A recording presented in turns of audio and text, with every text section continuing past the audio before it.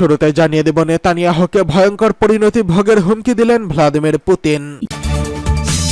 জানিয়ে দেব, ক্ষেপণাস্ত্রের বিশাল মজুদ গড়ে তুলেছে লেবাননের যোদ্ধারা, এবার ভেঙে পড়বে ইসরায়েলি সেনাশক্তি। জানিয়ে দেব, ইসরায়েলি গবেষকদের স্বীকারোক্তি, এবার ইসরায়েলের পরাজয় খুবই সন্নিকটে।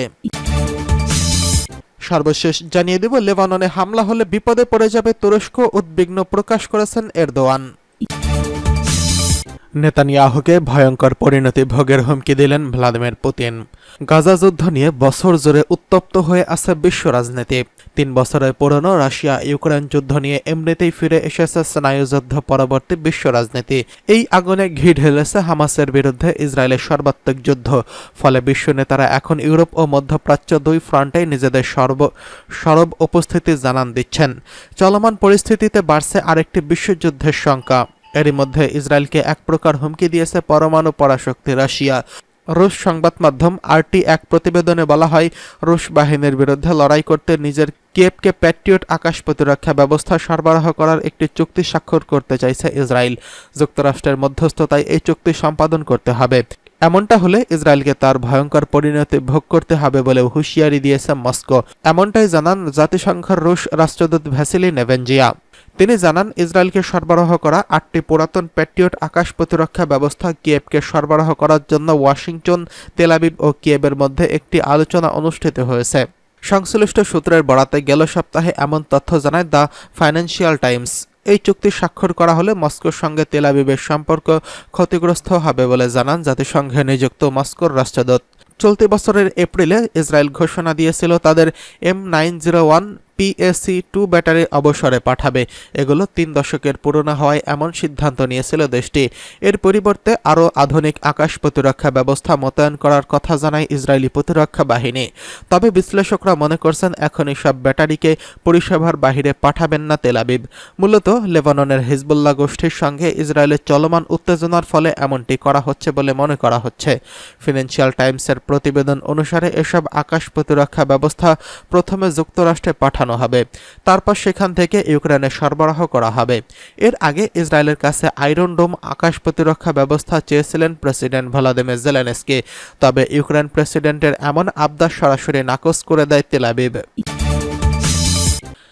এদিকে ক্ষেপণাস্ত্রের বিশাল মজুদ গড়ে তুলেছেন লেবাননের যোদ্ধারা। ফিলিস্তিনের গাজায় ইসরায়েলি নরকীয় হামলা শুরুর পর থেকে যেই শক্তিগুলো সরাসরি গাজার পক্ষে দাঁড়িয়েছিল তার মধ্যে অন্যতম হিজবুল্লাহ। লেবাননের ইসলামী গোষ্ঠীটিকে বিশ্বের রাষ্ট্রবিহীন সবচেয়ে দুর্ধর্ষ ও সুশৃঙ্খল সামরিক বাহিনী হিসেবে গণ্য করা হয়। গোষ্ঠীটি বরাবরই ইসরায়েলের অভ্যন্তরে তাদের হামলার সক্ষমতার প্রমাণ দিয়ে আসছে। সম্প্রতি ইসরায়েল ও লেবাননের মধ্যে উত্তেজনা চরমভাবে বৃদ্ধি পেয়েছে। গাজায় ইসরায়েলে অনবরত বোমা হামলার প্রতিবাদে তেল আবিব, হাইফা সহ ইহুদিবাদীদের অন্যান্য শহর লক্ষ্য করে ডজন ডজন রকেট ও ক্ষেপণাস্ত্র ছুড়ছে লেবানন। এসব হামলায় যোগ দিচ্ছে অন্যান্য ইসলামপন্থী গোষ্ঠীগুলো। বেছে নিয়েছে তাদের টার্গেট করা সামরিক স্থাপনা, সেনাদের অবস্থান ও সমুদ্র বন্দর সহ গুরুত্বপূর্ণ সব এলাকা। হিজবুল্লাহর প্রতিরোধ হামলায় আতঙ্ক ছড়িয়ে পড়েছে ইসরায়েলের উত্তরাঞ্চলে। সব ধরনের হামলার আশঙ্কায় পালিয়ে যেতে শুরু করেছে বিভিন্ন এলাকার বাসিন্দারা। এমন পরিস্থিতিতে লেবাননে সর্বাত্মক হামলা শুরুর হুঙ্কার দিয়েছে ইসরায়েলি প্রধানমন্ত্রী বেঞ্জামিন নেতানিয়াহু যখন ইসরায়েলি সেনাবাহিনীকে যুদ্ধ ফ্রন্টের জন্য প্রস্তুত হতে বলেছেন, তখন চারদিক থেকে তাকে সতর্ক করেছে ইসরায়েলি কর্মকর্তারা। হিজবুল্লাহর কাছে মজুদ অস্ত্রে উদ্বিগ্ন তারা মনে করছেন, হামাসের উপর হামলা যতটা সহজ ছিল, হিজবুল্লাহ ততটা সহজ প্রতিপক্ষ নাই। প্রকৃতপক্ষে ইরান সমর্থিত হিজবুল্লাহর শক্তি নিয়ে পরিষ্কার কোনো ধারণাই নেই তাদের। ইসরায়েলের শীর্ষ সমর কর্মকর্তা প্রকাশ্যে স্বীকার করেছেন, হামাসের চেয়ে বহুগুণে শক্তিশালী হিজবুল্লাহ। এমন সময় হিজবুল্লাহর অস্ত্র সম্ভার নিয়ে চাঞ্চল্যকর তথ্য দিলেন ইসরায়েলের সামরিক বাহিনী ও সাবেক অর্থনৈতিক উপদেষ্টা ব্রিগেডিয়ার জেনারেল রাম আনিচাম। তিনি বলেছেন, লেবাননে ইসলামী প্রতিরোধ আন্দোলন হিজবুল্লাহ হচ্ছে বিশ্বের শীর্ষ 5টি রকেট পরাশক্তির একটি। হিজবুল্লাহর হাতে থাকা রকেটের সংখ্যাগত দিক বিবেচনা করে তিনি এসব কথা বলেছেন। তিনি বলেন, আমেরিকা, চীন, রাশিয়া ও জার্মানির পাশাপাশি হিজবুল্লাহর হাতে সবচেয়ে বেশি রকেট রয়েছে, কিন্তু ইসরায়েলের জনগণ তাদের এই ক্ষেপণাস্ত্র শক্তির হুমকি সম্পর্কে বুঝতে পারছে না। আমিনাস জোর দিয়ে বলেন, পুরো লেবাননকে মোকাবিলা করা ছাড়া ইসরায়েলের হিজবুল্লাহর সঙ্গে লড়াই করতে পারবে না। যখন সীমান্ত প্রতিদিন হিজবুল্লাহ ও ইসরায়েলের বর্বর সেনাদের মধ্যে সংঘাত হচ্ছে এবং দখলদার ইসরায়েলে হিজবুল্লাহর বিরুদ্ধে সর্বাত্মক যুদ্ধের হুমকি দিয়েছে, তখন জেনারেল এসব কথা বললেন।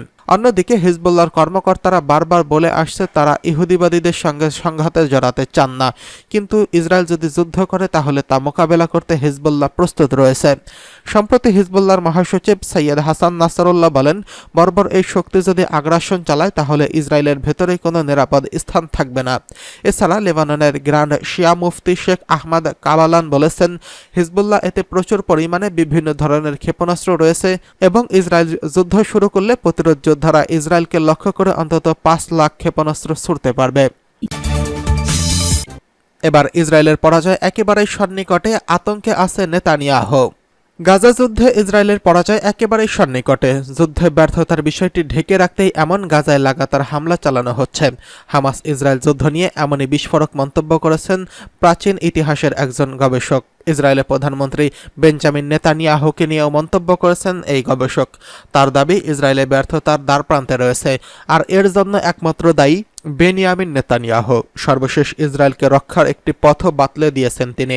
ইসরায়েল বিজয়ের যুগ শেষ হয়ে গেছে, নেতানিয়াহু এখন উচিত ব্যর্থতার ভেতর থেকেই বিজয় কল্পনা করা।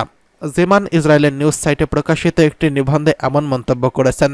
পোল্যান্ডের ওয়ারশা বিশ্ববিদ্যালয়ের গবেষক হ্যাগি ওলানেতস্কি এসব কথা বলেন। তিনি বিশ্ববিদ্যালয়টির প্রাচীন ইতিহাস বিভাগের একজন শিক্ষক।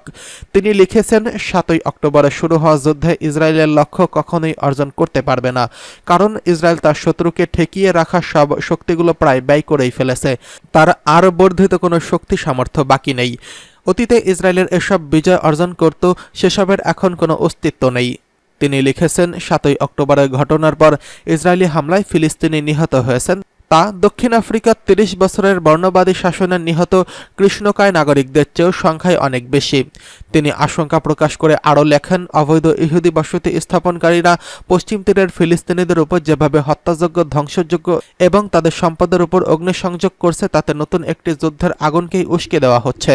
গাজায় চলমান যুদ্ধের জন্য ইসরায়েলের বর্তমান প্রধানমন্ত্রী বেঞ্জামিন নেতানিয়াহুকে দায়ী করে ওয়ারশ বিশ্ববিদ্যালয়ের এই গবেষক লিখেছেন, নেতানিয়াহুর বিচার বিভাগ সহ ইসরায়েলি সরকারি প্রতিষ্ঠানগুলো দুর্বল করে চেষ্টা চালাচ্ছেন যেন গাজা যুদ্ধে ব্যর্থতার জন্য তাকে কারাগারে যেতে না হয়। এদিকে লেবাননে হামলা হলে বিপদে পড়বে তুরস্ক, উদ্বিগ্ন এরদোয়ান। তুরস্কের প্রেসিডেন্ট রেসেপ তাইয়েপ এরদোয়ান বলেছেন, লেবানন নিয়ে ইসরায়েলের ক্রমবর্ধমান বাগাড়ম্বর এই হামলার প্রস্তুতি অঞ্চলের ভবিষ্যৎ নিয়ে তুরস্ককে গুরুতরভাবে উদ্বিগ্ন করেছে। আঙ্কারার মন্ত্রিসভার বৈঠকের পর এরদোয়ান এই উদ্বেগের কথা জানান। তিনি বলেন, যতক্ষণ না পর্যন্ত প্রধানমন্ত্রী বেঞ্জামিন নেতানিয়াহুর প্রশাসনের অধীনে ইসরায়েলি আগ্রাসন বন্ধ না হবে, ততক্ষণ তুরস্ক সহ আমাদের অঞ্চলে কোনো রাষ্ট্রই নিরাপদ বোধ করতে পারবে না। অক্টোবরে গাজা যুদ্ধ শুরুর পর থেকে হিজবুল্লাহ ও ইসরায়েলের প্রতিরক্ষা বাহিনীর মধ্যে তীব্র উত্তেজনা বিরাজ করছে।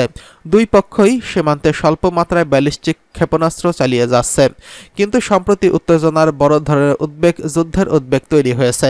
লেবাননের গোষ্ঠীটি বলেছে, গাজায় হামলা বন্ধের দাবিতে ইসরায়েলের ড্রোন মিসাইল হামলা অব্যাহত রাখা হয়েছে।